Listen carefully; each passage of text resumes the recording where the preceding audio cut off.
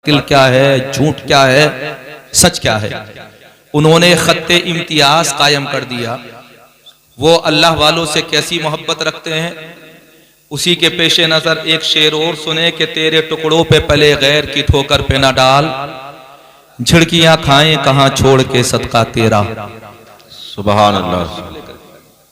कारी गुलाम नबी साहब। और मेरे इमाम कहते हैं यकीनन गुनाहों का अंबार लेकर के मैं और आप हज़रात घूम रहे हैं।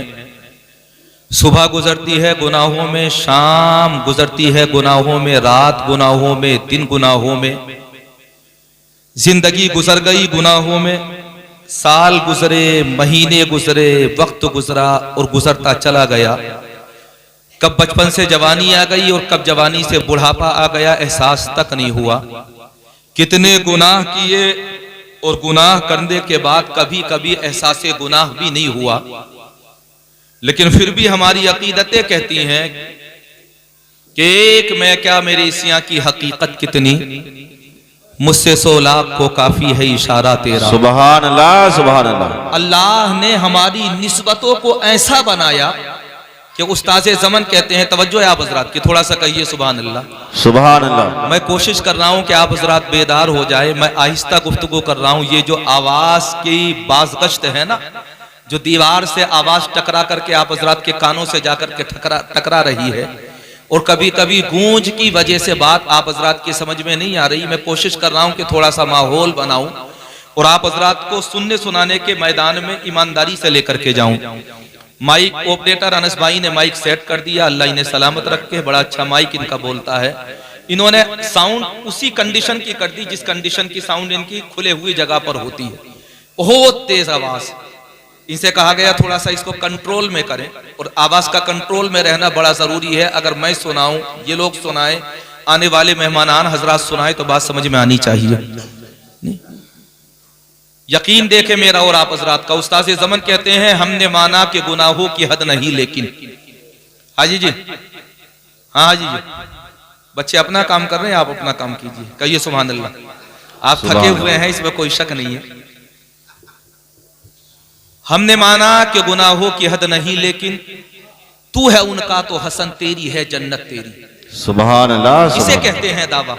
और हुजूर मुफ्ती आजम हिंद से पूछो तो वो कहते हैं मेरे आमाल सियाह ने किया जीना दो भर, जहर खाता तेरे इरशाद ने खाने न दिया, और मेरे आमाल का बदला तो जहन्नम ही था, मैं तो जाता मेरे सरकार ने जाने न दिया। सुभान अल्लाह, सुभान अल्लाह। मैं तो जाता मेरे सरकार ने जाने न दिया। मेरे आमाल का बदला तो जहन्नम ही था, मैं तो जाता मेरे सरकार ने जाने न दिया। अगर अकीदतें सलामत हैं तो चलो अपने ऊपर नाज मत करो, बल्कि जिसकी वजह से अल्लाह ने पूरी कायनात को पैदा किया उस जात पर नाज करो।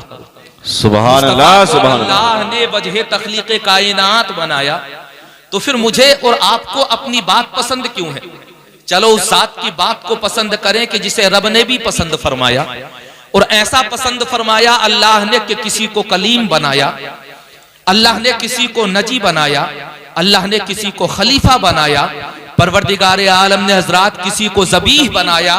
लेकिन कायनात में एक नबी ऐसा भी है कि अल्लाह ने जिसे अपना हबीब बनाया। सुभान अल्लाह, सुभान अल्लाह। हबीब ऐसा कि उस जैसा कोई दूसरा दुनिया में है ही नहीं।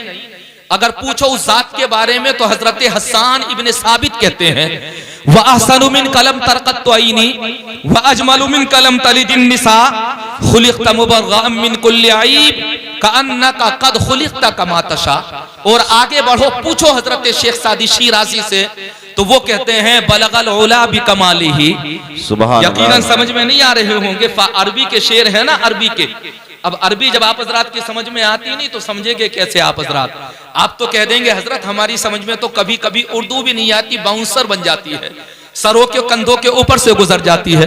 तो हम अरबी को क्या समझेंगे, हम फारसी को क्या समझेंगे, हम संस्कृत को क्या समझेंगे, हम तेलुगु क्या समझेंगे, हम मलयालम को क्या समझेंगे, हम मराठी को क्या समझेंगे? बताना चाहता हूं लोगों सुनो, ये सही है कि कोई जबान हमारी समझ में नहीं आती, लेकिन ये भी सही है कि दुनिया में जितनी जबानें हैं तमाम हमारे बाप हजरत आदम की जबानें। सुभान अल्लाह, सुभान। अल्लाह ने हजरत आदम को 1 लाख जबानों का इल्म अता फरमाया। सुभान 1 लाख ज़बानों का इल्म। दुनिया में जितनी भी ज़बानें बोली जाती हैं हजरत आदम का ही तो सदका है। अल्लाह ने हजरत आदम को 1 लाख ज़बानें सिखा करके दुनिया के अंदर जलवागर किया। अय आदम तो दुनिया के अंदर जाओ, मराठी भी जाकर के बोलो, तेलुगु भी जाकर के बोलो, सुरियानी भी जाकर के बोलो, अंग्रेजी भी जाकर के बोलो, अरबी भी जाकर के बोलो, फारसी भी जाकर के बोलो, और दुनिया वालों को ये बता दो कि ये ज़बानें किसी की बाप की नहीं है, बल्कि दुनिया इंसानियत के बाप हजरत आदम अलैहिस्सलाम की है। सुभान अल्लाह सुभान अल्लाह। बोले आप हजरात थोड़ा सा सुभान अल्लाह। सुभान अल्लाह। मैं सोच रहा हूं 10-15 मिनट की गुफ्तगू वो कर लूं आप हजरात से जो समझ में आ जाए। आप हजरात मुझे सुनते रहते हैं, कितने चेहरे ऐसे जो जाने पहचाने हैं और कितने लोग ऐसे जो मुझे जानते हैं। गुफ्तगू उसी मौजू पर करूं ना जो हजरात आप हजरात के ज़हनो दिल में उतरे और आप हजरात समझें कि मैं बताना क्या चाहता हूं, पैगाम क्या देना चाहता हूं आप हजरात को। हजरत शेख सादी शिराज़ी ने कहा, बलगल उला भी कमालिही कशफत दुजा भी जमालिही हसनत जमीओ खिसालिही सल्लु अलैहि व आलिही। इसी की तर्जमानी की थी तो मेरे इमाम बरेली के ताजदार इमाम इश्क व मोहब्बत, ताजदार इल्म व हिकमत इमाम अहमद रज़ा खां फाजिल बरेलवी अलैहि रहमत व रिज़वान कहते हैं, सरवर कहूं के मालिक को मौला कहूं तुझे, खलील का गुले ज़ेबा कहूं तुझे, और तेरे तो वस्फ़े बेतनाही से है बरी, हैरान हूं मेरे शाह में क्या क्या कहूं तुझे। लेकिन रज़ा ने खत्म सुखन इस पे कर दिया, खालिक का बंदा खल्क का आका कहूं तुझे। सुभान अल्लाह सुभान अल्लाह। इससे पहले कि गुफ्तगू आगे बढ़ाऊं, हुसूल बरकत के लिए दुरूद पाक पढ़ लीजिए। अल्लाहुम्मा सल्ली अला सय्यिदिना व मौलाना अल्लाहुम्मा सल्ली अला सय्यिदिना व शफीना व हबीबिना व करीमिना व अला आलि सय्यिदिना व मौलाना मुहम्मदिन मुबारक वसल्लम। दुनिया में कोई वो होता है जो अपनी मर्जी से फैसला करता है। दुनिया में कोई वो होता है जो हजरात पड़ोसी की मर्जी से फैसला करता है। दुनिया में कोई इंसान वो होता है जो सियासी रहनुमा की मर्जी से फैसला करता है। दुनिया में कोई शख्स वो होता है कि जिंदगी का उसे फैसला लेना होता है तो वह अहले सरवत की तरफ रुजू करता है, उनसे जाकर के कहता है, वो जो मशवरा देते हैं उसे ही वो तरजीह देता है। किसी ने दुनियादार के फैसले को माना, किसी ने जागीरदार के फैसले को माना, किसी ने अमीर के फैसले को माना, किसी ने ओहदेदार के फैसले को माना, किसी ने सियासत वाले के फैसले को माना, किसी ने हुकूमत वाले के फैसले को माना, किसी ने बादशाह वक्त के फैसले को माना, किसी ने हजरात दुनिया के फनवा रवा के फैसले को माना, किसी ने हाकिम वक्त के फैसले को माना। लेकिन मुसलमान दुनियादार के फैसले को पसंद नहीं फरमाता, बल्कि मुसलमान मुस्तफा जाने रहमत सल्लल्लाहु ताला अलैहि वसल्लम के फैसले को पसंद फरमाता है। और मुसलमान कहता है, मुझे तुम्हारा फैसला पसंद नहीं है, बल्कि मुझे मुस्तफा का फैसला पसंद है। और मुस्तफा वो है कि हजरात जिनकी रजा खुद खुदा चाहता है, खुदा चाहता है। हजरात समाना तमाम दुनिया मिलकर के खुदा की रजा चाहती है, लेकिन हजरात तमाम दुनिया मिलकर के खुदा की रजा चाहती है, लेकिन खुदा मुस्तफा की रजा चाहता है। खुदा की रजा चाहते हैं दो आलम, खुदा चाहता है रज़ाए मोहम्मद। दुनिया के अंदर आपने फैसला किया दुनिया वालों के कहने पर, साहब दुनिया वालों में अमीर है, हमने इनकी बात को मान लिया, जागीरदार है, हमने इनकी बात को मान लिया, ओहदेदार है, हमने इनकी बात को मान लिया, मनसबदार है, हमने इनकी बात को मान लिया। हजरात दुनिया के अंदर ये अहले असर है, हमने इनकी बात को मान लिया, ये अहले सरबत में से है, हमने इनकी बात को मान लिया। लेकिन चलो, हर किसी की बात रद्द हो सकती है, लेकिन आमीना का लाल जो कह दे वो कभी रद्द नहीं हो सकता। मुस्तफा जो कह दे वो कभी रद्द नहीं हो सकता। अच्छा, नबी क्या कहते हैं वो भी बता दूं। मैंने और आपने मौजूदा दौर में रिश्ते करने शुरू कर दिए दौलत की वजह से। जमीन देखी, रिश्ता हो गया, कारोबार देखा, रिश्ता हो गया, खानदान देखा, रिश्ता हो गया। हजरात अच्छा कारोबार देखा, रिश्ता हो गया, अच्छा बिजनेस देखा, रिश्ता हो गया, बैकग्राउंड अच्छा देखा, हजरात रिश्ता हो गया, जमीन और जायदाद अच्छी देखी, रिश्ता हो गया। ये सब हमारी मर्जी से होता है। हमने फैसला किया जमीन अच्छी होनी चाहिए, इसलिए रिश्ता हो, मालदार होने चाहिए, इसलिए रिश्ता हो, अहले सरबत हो, इसलिए रिश्ता हो। लेकिन चलो मुस्तफा से पूछते हैं, या रसूल अल्लाह, अगर हम बेटे की शादी करें या बेटी की शादी करें तो सरकार रिश्ता कैसा तलाश करे। मैंने कहा था सरकार की बारगाह में, या रसूल अल्लाह, दुनिया में निकाह जो होते हैं, निकाह होने की कोई ना कोई वजह होती है। आप इरशाद फरमाते हैं कभी निकाह मालो दौलत की वजह से, कभी निकाह हुस्न जमाल की वजह से, कभी निकाह खानदान की वजह से, लेकिन आपकी पसंद क्या है? मेरे नबी इरशाद फरमाते हैं निकाह कभी माल की वजह से, निकाह कभी हुस्न जमाल की वजह से, निकाह कभी नसब व हसब की वजह से, लेकिन मेरे नबी इरशाद फरमाते हैं तुम अगर निकाह करना चाहते हो तो दीनदारी की वजह से निकाह करो। किसे पसंद फरमाया सरकार ने? नारे तकबीर, नारे तकबीर, खड़े होकर इस्तेकबाल, नारे रिसालत, नारे रिसालत, उस्ताद मोहतरम मुफ्ती अशफाक हुसैन साहिब क़िबला, नारे तकबीर, नारे रिसालत। अल्हम्दुलिल्लाह हज़रात, मेरे उस्ताद मोहतरम उस्ताजुल उलमा खतीब अहले सुन्नत आलिम उलूम कसीरा ज़ीनत मसनद इफ्ता हजरत अल्लामा मुफ्ती अशफाक अहमद साहब क़िबला मिंबर रसूल की ज़ीनत बन चुके हैं। हाजी अब्दुल जलील साहब के लिए लाइक मुबारकबाद।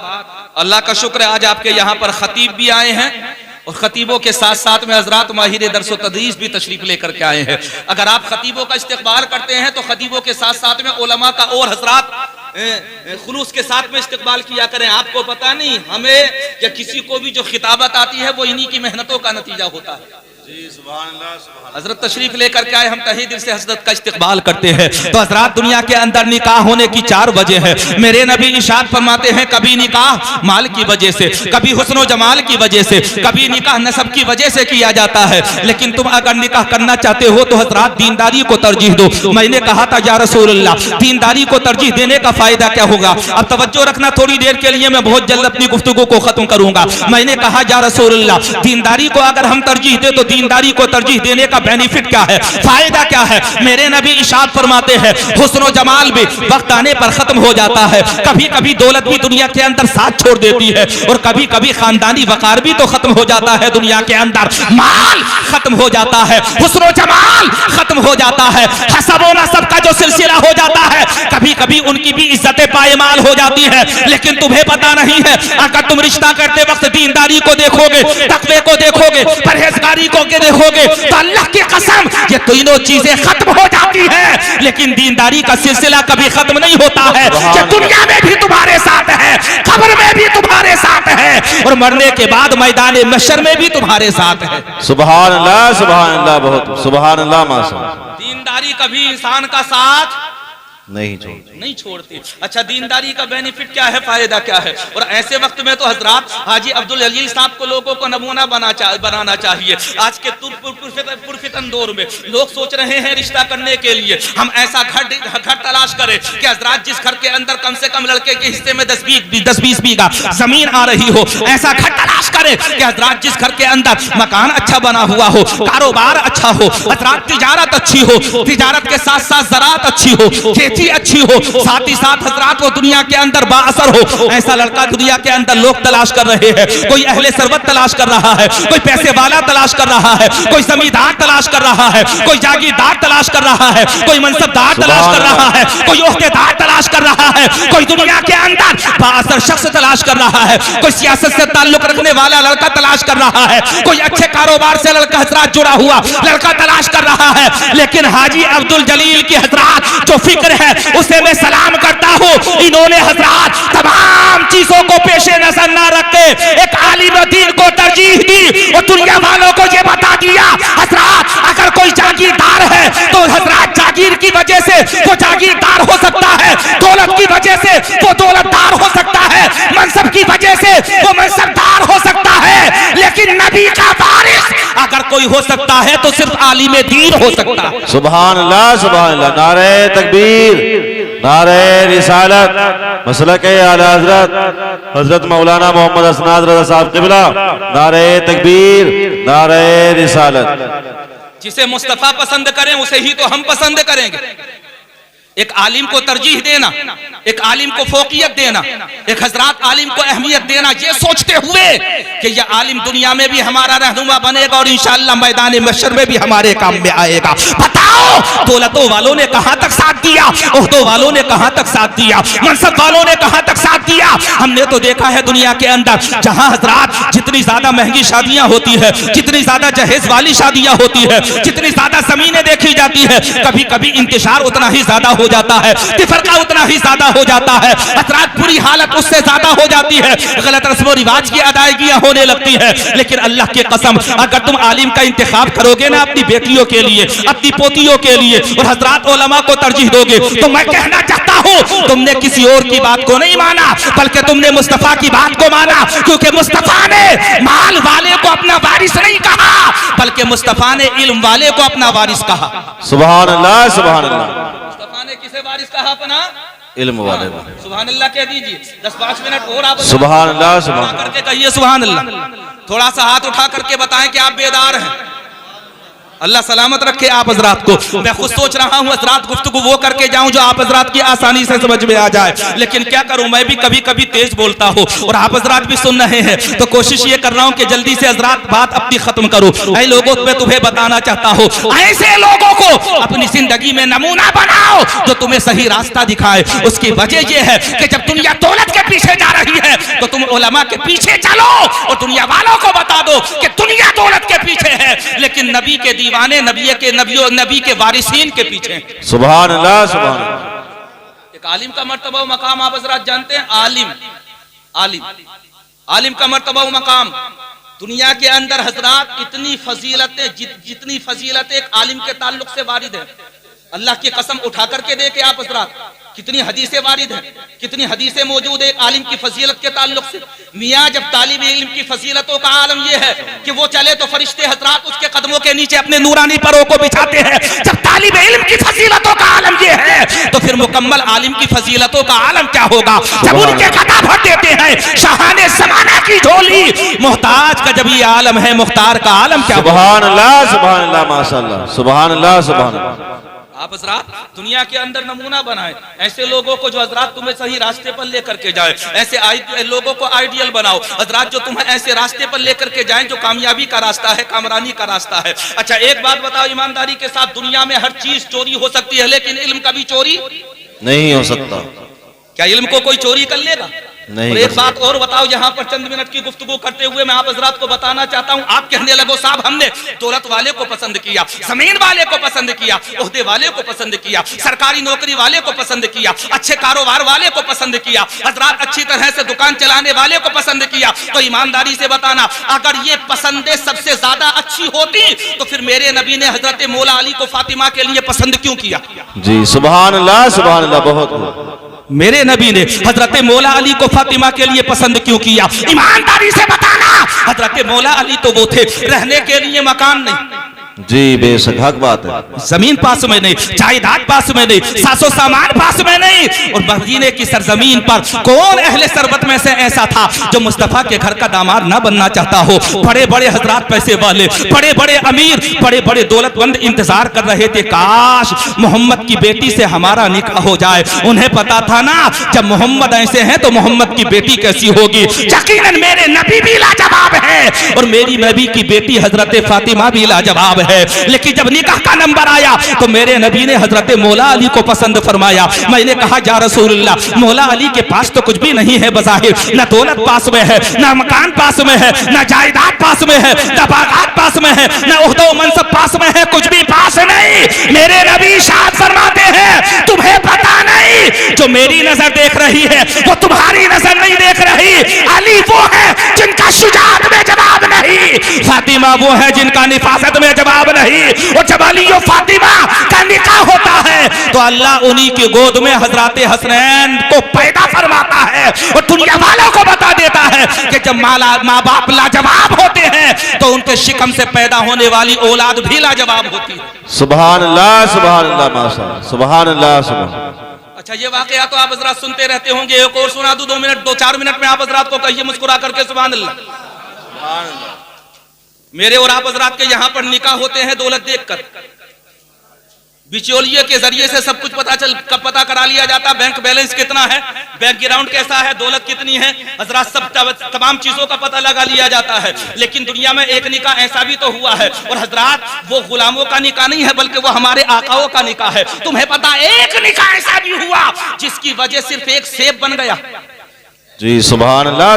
निकाह होने की वजह सिर्फ एक सेब बन गया। अब सेब के ताल्लुक से तो आप हजरात ने सुना होगा कि सेब खा लिया था हजरत अबू साले ने। हजरात दरिया के किनारे किनारे टहलते हुए चले गए, उसी बाग में पहुंच गए जिस बाग का सेब था हजरत अब्दुल्ला सुमई के पास। और जाने के बाद में कहा था बहता हुआ दरिया के अंदर सेब जा रहा था, मैंने देखा और उठा करके मैंने खा लिया। ऐसा लग रहा है वो तुम्हारे ही बाग का सेब है। अगर मुझसे खिदमत लेना चाहते हो तो खिदमत ले लो, और माफ करना चाहते हो तो माफ कर दीजिए, मैं यहाँ से जाने के लिए तैयार हूँ। हजरत अब्दुल्ला सुमई ने सर से लेकर के पैर तक देखा।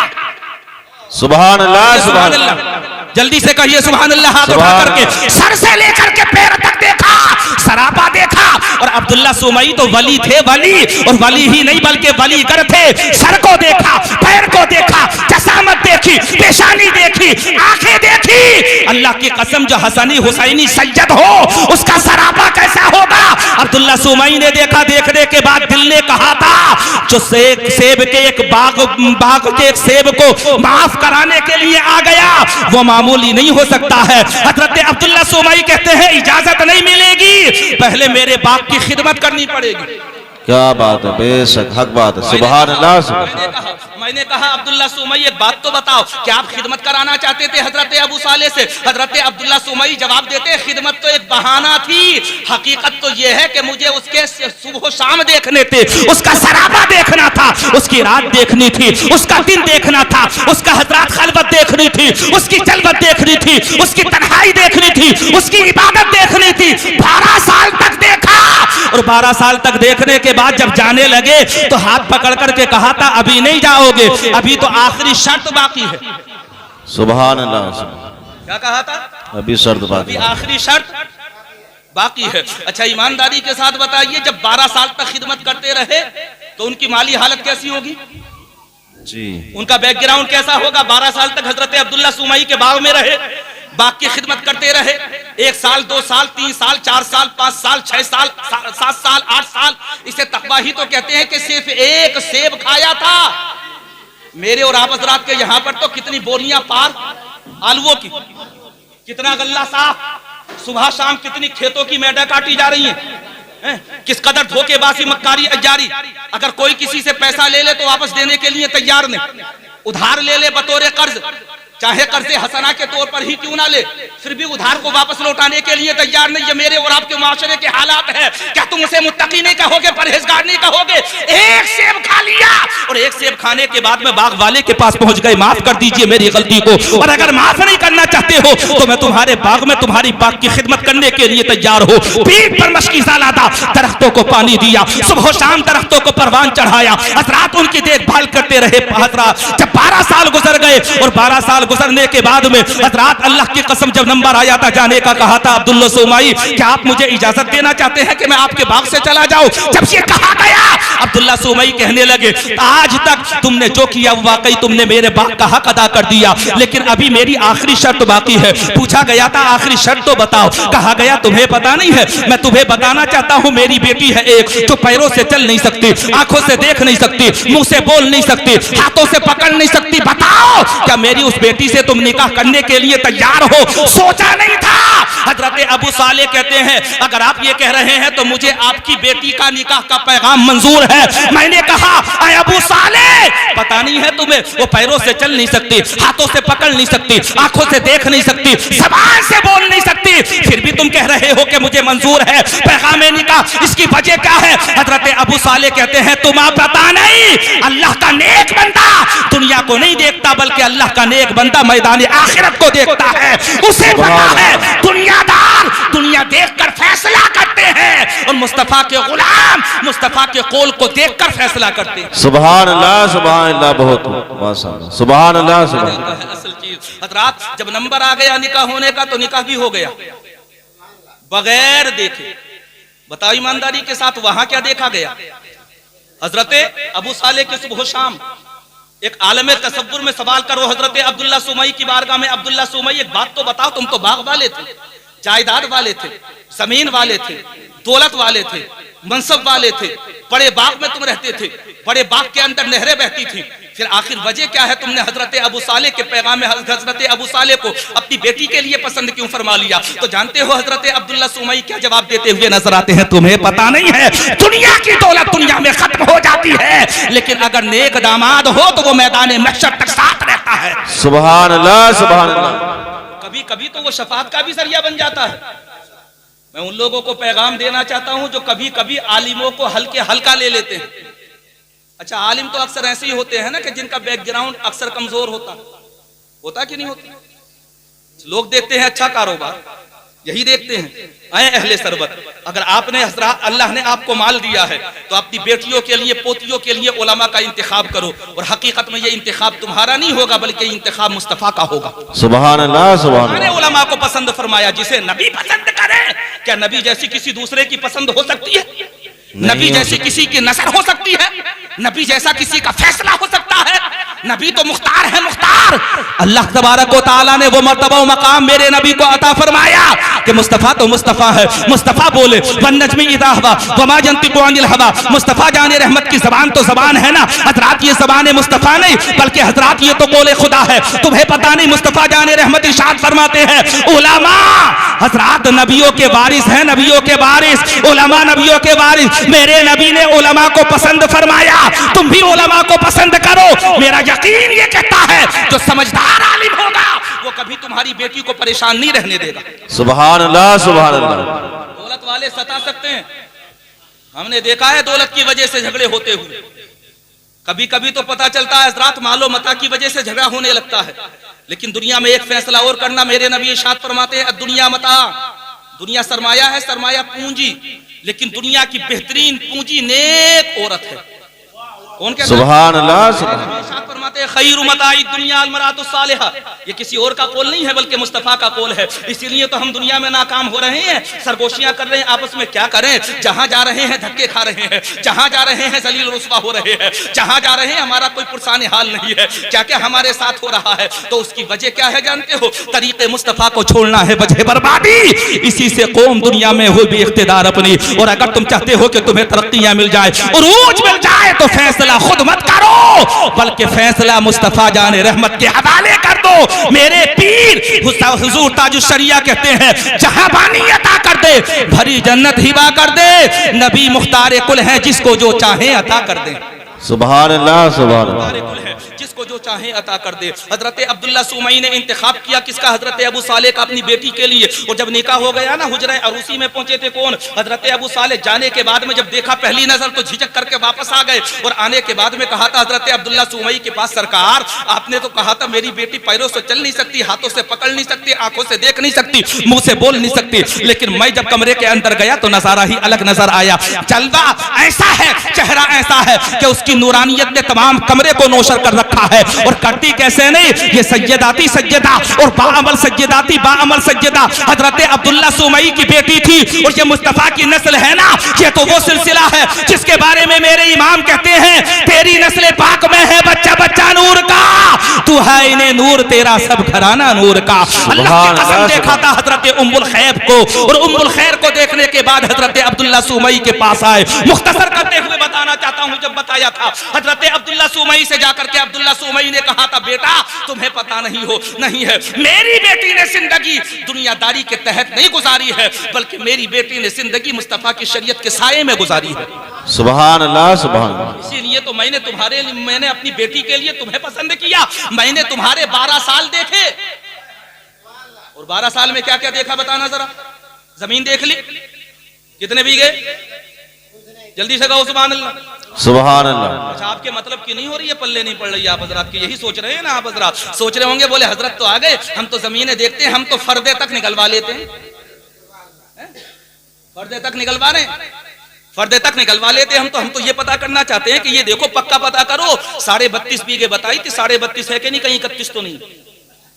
1.5 बीघे के लिए फर्दे निकलवाई जा रही, बड़ी ईमानदारी और जिम्मेदारी के साथ कह करके जा रहा हूं। मुझे पता है, मैं यहाँ पर रहता हूँ, कुर्ब जवार में रहता हूँ, लेकिन कभी तुमने फर्दों की जगह का शजरा निकलवाया होता? जी। तुमने नसबनामा निकलवाया होता, काश उसकी सुबह शाम की जिंदगी को देखा होता। तुम्हें क्या पता है, जानते हो झगड़े क्यों हो रहे हैं, फसाद क्यों हो रहे हैं? उसकी वजह यह है कि तुम जाहिर देखते हो, तुम दौलत देखते हो, तुम मनसब देखते हो, तो हजरात तुम जमींदारी देखते हो, तुम जायदाद देखते हो। अगर फैसला तुमने अपने अकाबिरीन के फैसलों के तहत किया होता तो आज हजरात हमारे मुआशरे में झगड़े नहीं होते, आज हमारे मुआशरे में घरों में बर्तन नहीं बचते हुए नजर आते। तुम्हें पता नहीं, हजरत अब्दुल्ला सुमई ने पसंद किया हजरत अबू साले को और निकाह भी हो गया। हजरत अबू साले की जिंदगी ऐसी जिंदगी, वक्त अच्छा खासा हो गया। हजरत अबू साले की जिंदगी ऐसी पाकीज़ा जिंदगी है। तुम्हें पता है, एक दफा बादशाह के मुलाजिम शराब के कुछ मटके लेकर जा रहे थे। नौजवान तवज्जो है जी। शराब के कुछ मटके लेकर के जा रहे थे। हजरत अबू साले ने देखा, ठोकर मारी और बादशाह के शराब के मटकों को गिरा दिया। मुलाजिमों ने कहा था, तुम्हें पता नहीं बादशाह के शराब के मटके हैं, जियाफत के लिए मंगाए गए थे, मेहमान आए हुए हैं, तुम्हें ये खौफ नहीं है कि जल्लाद के हवाले तुम्हें कर दिया जाएगा? हजरत अबू साले से जब ये कहा गया, बोले गिरफ्तार करना चाहते हो तो कल लो लेकर के चलो मुझे बादशाह वक्त के पास। बादशाह वक्त के पास जब लेकर के गए और हजरत अबू साले को पेश कर दिया गया। अल्लाह की कसम, बादशाह ने पूछा था अबू साले से, अबू साले तुम कौन होते हो मेरे शराब के मटकों को ठोकर लगाने वाले? हजरत अबू साले बगैर झिझके कहते हैं, तुझे पता नहीं मैं मुहतसिब हूँ, मुहतसिब। हजरत बादशाह कहने लगा, तुम कैसे मुहतसिब हो गए? मैंने तुम्हें मुहतसिब बनाया नहीं, मैंने तुम्हें कासी बनाया नहीं, मैंने तुम्हें जज बनाया नहीं, फिर मुहतसिब बन कैसे गए? हजरत अबू साले कहते हैं, तुझे पता नहीं, जिस खुदा ने तुझे बादशाह बनाया उसी खुदा ने मुझे भी तो मुहतसिब बनाया है। तेरा काम है बेहयाई फैलाना और मुस्तफा के वारिसीन का काम है मुआशरे से बेहयाई को खत्म करना। सुभान अल्लाह, सुभान अल्लाह। मुस्तफा के वारिसीन का काम है मुआशरे से बेहयाई को खत्म करना। बादशाह वक्त कहने लगा, अच्छा अगर तुम फैसला ही करना चाहते हो, मुतसिब बनना चाहते हो, तो तुम्हें शहर का कासी बनाने के लिए तैयार हो। हजरत अबू साले कहते हैं, बादशाह तेरा जो ओहदा है, तेरा जो मनसब है कज़ा का, उसको कासी होने का, इस मनसब को कुज़ात का, इस मनसब को मैं ठोकर मारता हूँ और ठोकर मारने के बाद में मैं तुझे बता देना चाहता हूँ कि मुआशरे में रह करके मैं बगैर किसी मनसब के मुस्तफा जाने रहमत की सुन्नतों को जिंदा करूंगा और दुनिया वालों को ये बता दूंगा कि जो नबी का गुलाम होता है वो दुनिया वालों से नहीं डरता, बल्कि वो मुस्तफा जाने रहमत के अहकामात पर अमल करता है। सुभान अल्लाह, सुभान अल्लाह। उसी के बाद हजरत अबू साले को लक़ब मिला जंगी दोस्त का। जंगी दोस्त का बादशाह के दरबार में जिंदगी भर अपने नफ्स से जंग करते रहे और जब निकाह हो गया, तुम्हें पता है उम्मुल खैर का और हजरत अबू साले का, अल्लाह की कसम कैसा निकाह होगा। जब हजरात बीवी उम्मुल खैर हो और शोहर अबू साले हो, एक तरफ उम्मुल खैर और एक तरफ अबू साले, कुन्नियत अबू साले है, नाम ईसा है, हजरात लक़ब जंगी दोस्त है। अल्लाह की कसम उधर देखो तो लक़ब हजरात उम्मुल खैर है। अल्लाह की कसम देखो हजरात दोनों का निकाह हो गया और निकाह होने के बाद में हजरात जिंदगी गुजरती रही। जितना भी वक्त पूरा होना था वक्त मुकम्मल हुआ और वक्त मुकम्मल होने के बाद में उम्मुल खैर के बतन से शिकम से हुजूर गौसे पाक पैदा होते हैं, गौसे पाक। और गौसे पाक पैदा होने के बाद में जब पहले दिन मदरसे में जाते हैं और मदरसे में जाने के बाद में मौल्लिम ने पूछा था, तालीक ने पूछा था, बेटा पढ़ोगे कहाँ से? अभी सिर्फ 4 साल या 5 साल उम्र है। तो जानते हो अब्दुल कादिर क्या कहते हैं? 15 पारे हिफ्ज किया हुआ हूँ, 16वें पारे से पढ़ाना शुरू कर दो। अभी तो मदरसे का पहला दिन था। किसी ने पूछा था, अब्दुल कादिर 15 पारे तुमने कहां पर याद कर लिए? कभी मदरसा नहीं गए, कभी उस्ताद के पास नहीं गए, कभी किसी मुदर्रिस के पास नहीं गए, कभी किसी मकतब में नहीं गए, 15 पारे याद कहां पर किए? अब्दुल कादिर कहते हैं, अपने माँ के पेट में रह करके मैंने 15 पारों को हिफ्ज किया। मेरा यकीन ये कहता है, लोगों सुनो, अगर बाप अबू साले हो और माँ उम्मुल खैर हो तो उनके शिकम से पैदा होने वाला बेटा सिर्फ गौस ही नहीं होता बल्कि गौसे आज़म होता है। और दुनिया वालों को ये बता देता है कि अगर तुम दुनिया के अंदर तरक्कियां चाहते हो तो दौलत तलाश मत करो बल्कि दीनदारी देखो। सुभान अल्लाह, सुभान अल्लाह। उसी में तुम्हारी इज्जत है दुनिया और आखिरत में। मैंने जो कहा अल्लाह तबारक व तआला अपनी बारगाह में कबूल फरमाए। कहना यही चाहता हूं, बताना यही चाहता हूं, लोगों दुनिया की रविश से हट करके चलो। तुम वो लोग नहीं जो दुनिया के पीछे चलो, बल्कि तुम वो हो कि दुनिया तुम्हारे पीछे चले। कि मोहम्मद से वफा तूने तो हम तेरे हैं, ये जहां चीज है क्या लोहो कलम तेरे हैं। अपनी जिंदगी के फैसले अपनी अक्ल से मत करो बल्कि मुस्तफा की हदीस के मुताबिक करो। दुनिया में भी कामयाब रहोगे और आखिरत में भी कामयाब रहोगे। एक मर्तबा दुआ इस्तिग़फ़ार पढ़ लीजिए, अस्तग़फ़िरुल्लाह रब्बी मिन कुल्ली ज़ंबिन व अतूबु इलैहि। आमीन। अस्सलामु अलैकुम।